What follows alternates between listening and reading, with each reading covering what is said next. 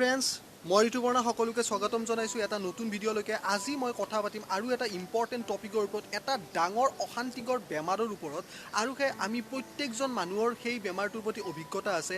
সেইটোৱে হৈছে টেনশ্যন। চালা, এই টেনশ্যনটো এটা এনেকুৱা বেমাৰ যিটো বেমাৰ মানে আপুনি নিজে অনুভৱে কৰিব পাৰে, আৰু এনেকুৱা এটা বিতৃষ্ণা পায় যিটো বিতৃষ্ণা না আপুনি বেলেগৰ ওচৰত শ্বেয়াৰ কৰিব পাৰে না কি। তো বেছি যেতিয়া টেনশ্যন হয় তো তেতিয়া মানুহে এইবিলাক মদ চদ খোৱাটো ষ্টাৰ্ট কৰি দিয়ে আৰু অভাৰ ড্ৰিংকাৰো হৈ যায়। এনেকুৱাও বহুত মানুহ আছে। এতিয়া কথাটো হৈছে টেনশ্যনটো আমি প্ৰেক্টিকেলিভাৱে ৰিয়েলিষ্টিকভাৱে আমি টেনশ্যনৰ পৰা উপশম কেনেদৰে পাব পাৰোঁ, এই ভিডিঅ'টোত মই আপোনালোকক কেইটামান এনেকুৱা টিপছ ক'ম। সেইকেইটা টিপছ ইউজ কৰি আপুনি প্ৰেক্টিকেলি হ'লেও 90% হ'লেও, মই 100% বুলি নকওঁ, 100% তেতিয়াই হ'ব যেতিয়া আপুনি ইউজ কৰিব এই টিপছকেইটা, কিন্তু 90% আপুনি উপশম হ'ব বুলি মই নিজৰ অভিজ্ঞতাৰ পৰা আপোনাৰ ওচৰত শ্বেয়াৰ কৰিছোঁ। তো নাম্বাৰ 1 পজিশ্যনটো হৈছে যেতিয়া আপোনাৰ কোনোবা বিষয় এটাৰ ওপৰত টেনশ্যন আহে। যদিহে আপুনি কোনোবা এটা ছাবজেক্ট, কোনোবা এটা বিষয় যিটো আপোনাৰ জীৱনত সংঘটিত হৈ গৈছে, সেই বিষয়টোৰ প্ৰতি আপুনি যদি ভাবি একো যদি এনচাৰ উলিয়াব পৰা নাই, আৰু আপুনি ভাবিছে যে এই এনচাৰটো আপোনাৰ ফালৰ পৰা নহ'ব আৰু বহুত চিন্তা কৰিলে, তেতিয়াহ'লে আপুনি আৰু টেনশ্যন লোৱাটো বাদ দিয়ক। যিমানে সেই টপিকটো আগুৱাই লৈ যাব, সিমানে আপোনাৰ টেনশ্যনটো কোনো দিনক দিনে বাঢ়ি যাব। গতিকে এটাই কথা যে সেই টপিকটো সিমানখিনিতে সমাপ্ত কৰক। 2 নম্বৰ পজিশ্যনটো হৈছে যি প্ৰত্যেকজন মানুহৰে জীৱনত সফলতা আৰু বিফলতা থাকে।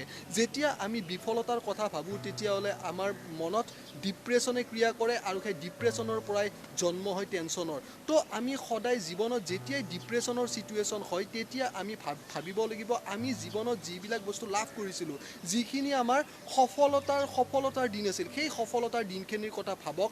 আপোনাৰ যিখিনি বিফলতা আছে, সেইখিনি বিফলতাৰ ষ্টেজখিনি যথেষ্ট পৰিমাণে কম হৈ যাব, আৰু সফলতা ভাবিলে আপোনাৰ মনৰ ফালৰ পৰা এনেকুৱা এটা এনাৰ্জি আহিব, যিটো এনাৰ্জিয়ে আপোনাক বিফলতাৰ লগত যুঁজিবৰ কাৰণে আপোনাক কি দিব?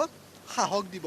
থাৰ্ড পজিশ্যনটো হৈছে আপুনি আপোনাৰ ফ্ৰেণ্ড চাৰ্কুল হওক বা আপুনি যিবিলাক মানুহৰ লগত দিনটো উঠা বহা কৰে, সেইবিলাক মানুহ আপুনি এনেধৰণে বাছক যাৰ মাইণ্ডটো এনি টাইম এনাৰ্জেটিক হৈ থাকে। কিছুমান এনেকুৱা মানুহৰ লগত আপুনি লগ সংগ এৰি দিয়ক, যোনবিলাকে আপোনাক ডিম'টিভেট কৰে।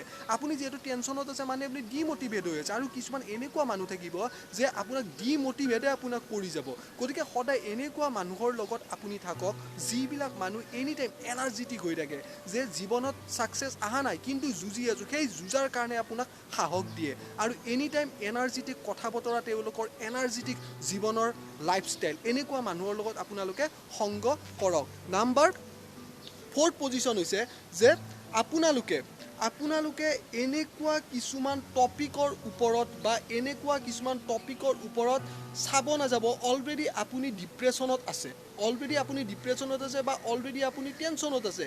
সেইখিনি সময়ত ঘৰুৱা কোনোবা বেলেগ ফেমিলি মেম্বাৰ্ছৰ এনেকুৱা ধৰণৰ টেনশ্যন ল'বলৈ আপুনি নাযাব, কাৰণ সেইখিনি টেনশ্যনে, আৰু আপোনাৰ এনেই টেনশ্যন হৈ আছে, টেনশ্যনটো যদি এতিয়া 90% হৈ আছে, পূৰা 100% ক্ৰছ কৰি গুচি যাব। যেতিয়াই আপোনাৰ টেনশ্যন আছে, সেইখিনি সময় আপুনি অকলশৰে থাকক। অকলশৰে থাকি পেলাই আপুনি ভাবক, অকলশৰে মানে মই চবৰ পৰা অকলশৰে যাব দিয়া নাই, মই কৈছোঁ কি নিজে অকলশৰে থাকি পেলাই বিবেচনা কৰক যে এই কথাটো যে মই ভাবি আছোঁ, এই কথাটোতো কোনো এনচাৰ নাই, এই ছাবজেক্টটোৰ কোনো এনচাৰ নাই, যি হ'বলগীয়া আছে এতিয়া ভৱিষ্যতলৈকে হ'ব।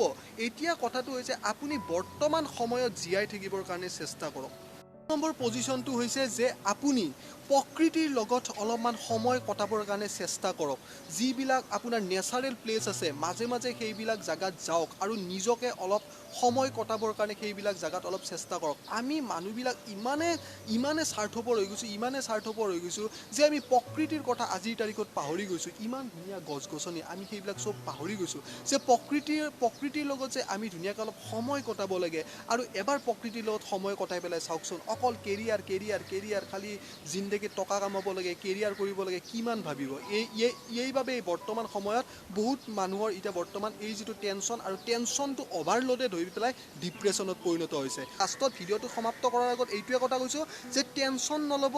যিটো বিষয়ৰ কিবা এনচাৰ যদি উলিয়াব পাৰে, সেইটো দৃষ্টিভংগী হিচাপে সুস্থিৰ হিচাপে সেই সমস্যাটোৰ সমাধান কৰিবৰ কাৰণে চেষ্টা কৰক। আৰু কোনোবা এটা বিষয়ৰ যদি এনচাৰ উলিয়াব পৰা নাই, তেতিয়াহ'লে সেই বিষয়টো কোনোবা আপোনাৰ ফেমিলিৰ সদস্যৰ লগত আলোচনা কৰক যদি সেই বিষয়টোৰ কোনো এনচাৰে নাই তেতিয়াহ'লে সেই বিষয়টোৰ ওপৰত আৰু আগুৱাই যোৱাৰ কাৰণে অত্যাধিক ডিপ্ৰেশ্যন লোৱাৰ কাৰণে মই ভাবোঁ একো দৰকাৰ নাই যি হ'বলগীয়া আছে হ'ব পিছলৈকে সেইটো কাৰণ যি হয় ভগৱানে যিটো কৰে ভালৰ কাৰণে কৰে এই বস্তুটো সদায় বিশ্বাস ৰাখিব আৰু সেইখিনিয়ে কথা চাওক আমি প্ৰকৃতিৰ লগত আমি প্ৰকৃতিকে পাহৰি গৈছোঁ আজিৰ তাৰিখত মানুহবিলাক আমি ইমান স্বাৰ্থপৰ হৈ গৈছোঁ যে খালি আমাক জীৱনত পইচা কামাব লাগে কেৱল কেৰিয়াৰ লাগে সেইবিলাক কিন্তু ইমান ধুনীয়া গছ গছনিবোৰ চাওক ইমান ধুনীয়া গছ গছনিবোৰ আমি আজিৰ তাৰিখত পাহৰি গৈছোঁ গতিকে প্ৰকৃতিৰ লগত থাকক আৰু যোনকেইটা মই আজি টিপছ দিছোঁ সেই টিপছকেইটা ইউজ কৰক চাব আপোনালোকে জীৱনত টেনশ্যন বোলা বস্তুটো কি সেইটো সম্পূৰ্ণৰূপে পাহৰি যাব যদি আজিৰ ভিডিঅ'টো মোৰ যদি ভাল লাগিল যদি আপুনি মোৰ কথাৰ লগত একমত তেতিয়াহ'লে প্লিজ ভিডিঅ'টো লাইক কৰি দিব কমেণ্ট কৰি দিব শ্বেয়াৰ কৰি দিব আৰু চেনেলটোলৈকে যদি নতুনকৈ আহিছে তো প্লিজ ইয়াৰ ছাবস্ক্ৰাইব কৰাৰ কাৰণে একেবাৰে নাপাহৰিব নেক্সট ভিডিঅ' আহি আছে এটা ধুনীয়া গঠনমূলক আৰু ইনস্পায়াৰ্ড হ'ব পৰা কিছুমান ষ্টৰীৰ ওপৰত অ'কে দেন বাই বাই